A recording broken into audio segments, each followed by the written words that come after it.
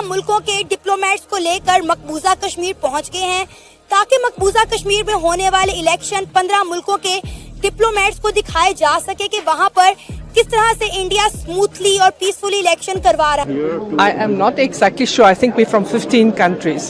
So you represent which country? USA. This is my first time in Srinagar. I think like I said, we are very privileged to be able to just come and visit a polling station. You know, I'm glad this is kind I've ever seen this kind of concept, and I think it's really a very ingenious endeavor, and I think this is good to get more participation of the. हम बात करते हैं कश्मीर की। आप कश्मीर तो बहुत दूर की बात है जी। आप कश्मीर फलस्तीन और उनकी तो बात ही छोड़ देना। क्योंकि यहाँ पे औरत की इज्जत का कोई कुछ भी नहीं पता, किसी भी वक्त कुछ भी बदमाश कुछ भी कर सकते हैं। सर ही नहीं है ना, हम तो हैं ही भिखारी। हम पाकिस्तानी, मेरा एक दोस्त यहाँ पे खड़ा हुआ है, वो ये कहता है कि मैं कहीं किसी और मुल्क में ट्रेवल करने गया, मेरे पास 2 पासपोर्ट थे, एक पाकिस्तान का था और एक मेरे पास ब्रिटिश था। ठीक है, मैंने पाकिस्तानी शो किया, मुझे लाइन ही अलहदा कर दी गई। तो ये तो मुल्क की तबाही है, पाकिस्तान की तबाही है कि तरक्की खत्म और ये बस बगैरती ज्यादा, और जो भी बदमाशियां जो कर रहे हैं सकते हैं, हम खुद भी नहीं सेफ। बात ये है कि आप अपना बलोचिस्तान जो सबसे कीमती सूबा ही वो है। हाँ। सारी मादनियात वहाँ पे, तो उधर नहीं कुछ कर पा रहे, वहाँ पे कुछ कर रहे, एजुकेट नहीं कर रहे ना। एजुकेट करेंगे तो 370 के रिमूव होने के बाद पाकिस्तान समेत कई ममालिक ने इंटरनेशनल लेवल पर काफी ववेला मचाया, लेकिन अब इंडिया पूरी दुनिया को दिखा रहा है कि आर्टिकल 370 रिमूव होने के बाद जम्मू कश्मीर में कितनी डेवलपमेंट हुई और किस तरह इंडिया वहाँ पे इलेक्शन करवा रहा है। जो कि सबसे कीमती सूबा ही वो है। हाँ। सारी मादनियात वहाँ पे, तो उधर नहीं कुछ कर पा रहे, वहाँ पे कुछ कर रहे, एजुकेट नहीं कर रहे ना। ये आ रही थी कि तकरीबन 11 से ज्यादा एम्बेसडर हैं या 11 एम्बेसडर हैं जिनके KPK में जिनकी सिक्योरिटी के ऊपर अटैक किया गया या कोशिश की गई अटैक करने की। पाकिस्तान में अगर एम्बेसडर लेवल मतलब VVIP लोग होते हैं, वो लोग महफूज नहीं होंगे कभी। जो हम देख रहे हैं, भारत की जो हुकूमत है वो बहुत जल्दी जो है ये सफर तय करके अपनी जो टारगेट है उसको अचीव करना चाहती है, इसलिए वो ये ऐसा कर। हेलो फ्रेंड, जय हिंद। हिंदुस्तान परफेक्ट में आपका बहुत बहुत स्वागत है। दोस्तों, जम्मू कश्मीर की 90 विधानसभा सीटों पर 3 चरणों में चुनावी प्रक्रिया जारी है। चुनावी प्रक्रिया को देखने के लिए 15 देशों के राष्ट्रदूत यहाँ पहुँचे हैं। राष्ट्रदूतों द्वारा पूरी चुनावी प्रक्रिया को देखा और समझा एवं कई पोलिंग बूथों का जायजा लेकर मतदान में होने वाली प्रक्रिया को पूरी तरह से समझा और भारतीय लोकतंत्र को किस तरह से लोग वोट देकर मजबूत करते हैं, यह पूरी प्रक्रिया उन्होंने देखी। जैसे यह सूचना पाकिस्तानियों को लगी कि 15 देशों के राष्ट्रदूत जम्मू एंड कश्मीर में खुले घूम रहे हैं और चुनावी माहौल को देख रहे हैं, तो दोस्तों पाकिस्तानियों को जलना स्वाभाविक था। अभी हाल ही में पाकिस्तान में 12 डिप्लोमेट्स पर पाकिस्तान के खैबर पख्तूनख्वा स्टेट पर हमला हुआ था, जबकि भारत में के जम्मू कश्मीर में 15 देशों के राष्ट्रदूत खुले में घूम रहे हैं। यह पाकिस्तानी से पचा नहीं, और देखते हैं पाकिस्तानी मीडिया किस प्रकार से चर्चा कर रही है।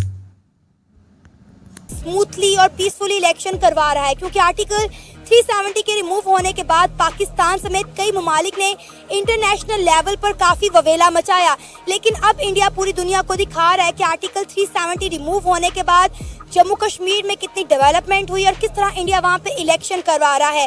तो इसी मुद्दे पे आज हम बात करेंगे पाकिस्तान के अवाम से, तो आइए चलिए हमारे साथ।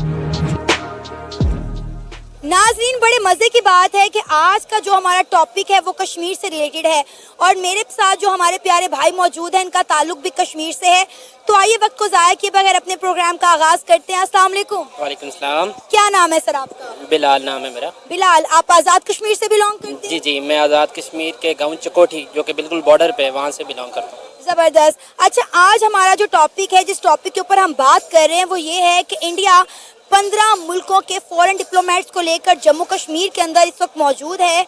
वहाँ पे वो दिखाना चाहते हैं पूरी दुनिया को कि वहाँ पे जो इलेक्शन करवाए जा रहे हैं वो कितना पीसफुली और स्मूथली हो रहे हैं। और आर्टिकल 370 को रिमूव करने के बाद जो पाकिस्तान ने पूरी दुनिया में ववेला मचाया था कि कश्मीर में ये हो गया, कश्मीर में वो हो गया, तो वहाँ पे ऐसा कुछ नहीं है। क्या कहना चाहेंगे? इस वक्त 15 मुल्कों के डिप्लोमेट्स जम्मू कश्मीर के अंदर मौजूद हैं और ऑब्जर्व कर रहे हैं वहाँ के इलेक्शन के हालात को, वहाँ के माहौल को। एक्चुअली अगर थोड़ी सी हम कश्मीर की हिस्ट्री पे जाएं या कश्मीर के जियोग्राफिक पे बात करें तो मैं चाहूँगा वहाँ से हम स्टार्ट करें, क्योंकि कश्मीर जो एक रियासत है जो कि जो एक्चुअल रियासत थी, जो कि गिलगित बल्तिस्तान, लद्दाख, जम्मू कश्मीर, श्रीनगर और तिब्बत जो अभी चीन के पास है, ये सब को मिला के एक कश्मीर बना, ये एक कश्मीर रियासत जम्मू कश्मीर, जिसका वजूद हिंदुस्तान की रियासत और पाकिस्तान दोनों से पहले का वजूद। आर्टिकल 370 को रिमूव करना कश्मीर से, ये कश्मीर की खुद मुख्तारियत पे एक बहुत बड़ा हमला है। लेकिन अगर इसकी हकीकत में जाएं तो देखें ये स्टेप इंडिया में लिया गया जो कि बिल्कुल किसी भी कश्मीरी को काबिल कबूल नहीं है।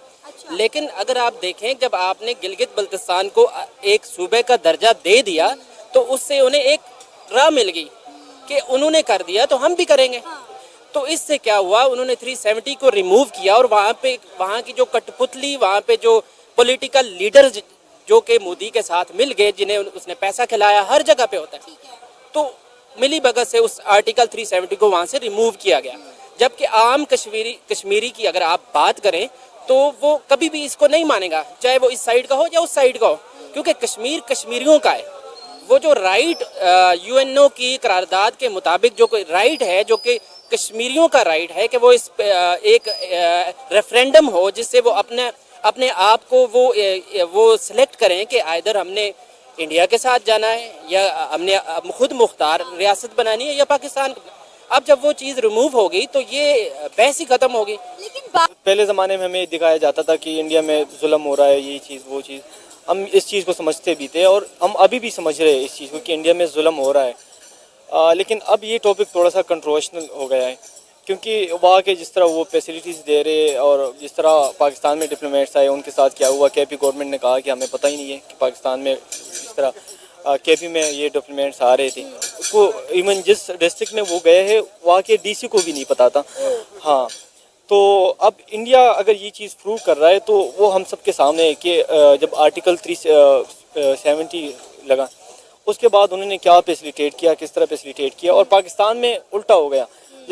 जबकि हम नारे लगा रहे थे, मीडिया में ये हम नारे लगा रहे थे कि हमने बहुत ज़्यादा फैसिलिटीज़ दी है और हमने ये किया वो किया, लेकिन जब वही कश्मीर का इलेक्शन हो रहा था, कश्मीर के इलेक्शन में क्या हुआ, कश्मीर के वज़ीर आज़म के साथ हमने क्या किया, कश्मीर का जो सीएम था उसके साथ क्या हुआ, वो ये बताया जा रहा है कि वो जो उनकी गाड़ी थी, कश्मीर का जो सीएम जब इस्लामाबाद आए, जब उनकी गाड़ी थी वो उसके जो बैग का जो डब्बा होता है वहाँ पे बैठ के वो कश्मीर गए, क्योंकि उनको ख़तरा था कि वो अगर गाड़ी में जाएंगे वो ब्लास्ट हो जाएगा या फिर उसको कत्ल करके वो वहाँ पे जाएंगे।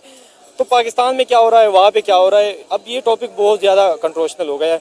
कोई भी बंदा मेरे ख्याल से इस टॉपिक पे बात ही नहीं करना चाहेगा या फिर किसी को आइडिया ही नहीं है कि अब क्या हो रहा है। अगर इंडिया इस चीज़ को प्रूव कर रहा है तो शायद इसमें कुछ हक़ाइक़ हो। कहा है, ओपनली कहा है कि हम ये फैसिलिटीज़ देंगे। उन्होंने अपना जो भी एजेंडा है वो रखा है कि इलेक्शन के बाद हमने क्या क्या स्टेप्स लेने।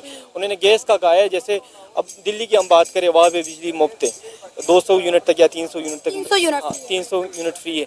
तो वो कश्मीर में भी कह रहे हैं कि हम कश्मीर में वो फ्री कर रहे हैं, या फिर जो बिज़नेस कर रहे हैं टूरिस्ट से रिलेटेड, क्योंकि वहाँ पे सारा टूरिज़म पे चल रहा है।